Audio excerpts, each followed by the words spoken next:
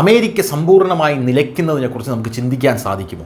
അമേരിക്കയിൽ ഒരു shut down വരുന്നു എന്നുള്ള റിപ്പോർട്ടുകളാണ് ഇപ്പോൾ പുറത്തു വരുന്നത്. എന്താണ് ഈ അമേരിക്കൻ ഷട്ട് ഡൗൺ?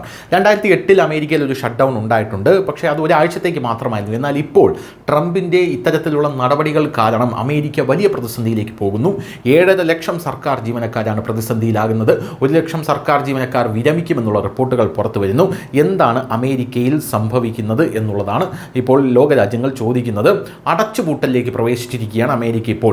7 വർഷത്തിനിടെ ഇതാദ്യമായിട്ടാണ് US സർക്കാരിൽ ഇത്തരമൊരു സാഹചര്യം ഉണ്ടാകുന്നത്. സെനറ്റിൽ താൽക്കാലിക ഫണ്ടിംഗ് ബിൽ പാസ്സാക്കാൻ പ്രസിഡന്റ് ഡൊണാൾഡ് ട്രംപിൻ്റെ പാർട്ടിക്ക് കുറഞ്ഞത് 60 വോട്ടുകൾ ആവശ്യമുണ്ട്. എന്നാൽ 55 വോട്ടുകൾ മാത്രം ലഭിച്ചതിനാൽ ബുദ്ധിമുട്ട് വർദ്ധിച്ചു. അതായത് ഈ നിർദ്ദേശം തടസ്സപ്പെട്ടു. ഡെമോക്രാറ്റുകൾ ഒരു ഹ്രസ്വകാല ഫണ്ടിംഗ് ബിൽ തടഞ്ഞതിനാൽ ബുധനാഴ്ച മുതൽ അമേരിക്കയിലെ ഫെഡറൽ ഗവൺമെൻറ് അടച്ചുപൂട്ടപ്പെട്ടിരിക്കുകയാണ്.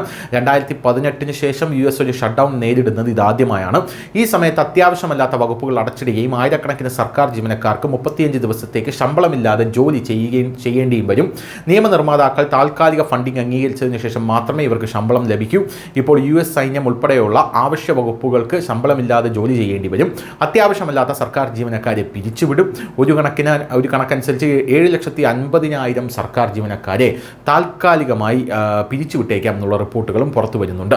ഇതിനർത്ഥം സർക്കാരിന് ആവശ്യമായ ധനസഹായ വികസനം ഇനി ഇല്ലെന്നും നിരവധി സർക്കാർ പ്രവർത്തനങ്ങൾ സ്തംഭിച്ചിരിക്കുന്നു എന്നുമാണ്. US നിയമപ്രകാരം അത്യാവശ്യമല്ലാത്ത സർക്കാർ വകുപ്പുകളും സേവനങ്ങളും ഒരു ബഡ്ജറ്റ് അല്ലെങ്കിൽ താൽക്കാലിക ധനസഹായ ബിൽ പാസ്സാക്കുന്നതുവരെ അടച്ചിട്ടിരിക്കും. ഈ സാഹചര്യത്തെ ഷട്ട് ഡൗൺ എന്ന് വിളിക്കുന്നു. ഈ സമയത്ത് ശമ്പളമില്ലാതെ വീട്ടിലേക്ക് അയക്കപ്പെടുന്ന നിരവധി സർക്കാർ ജീവനക്കാരുണ്ടാകും എന്നുള്ളത് മറ്റൊരു കാര്യം. എന്തായാലും കഴിഞ്ഞ 2 പതിറ്റാണ്ടിനിടെ ഇത് 5ാം തവണയാണ് അമേരിക്കയിൽ വലിയ സാമ്പത്തിക പ്രതിസന്ധി വരുന്നത്.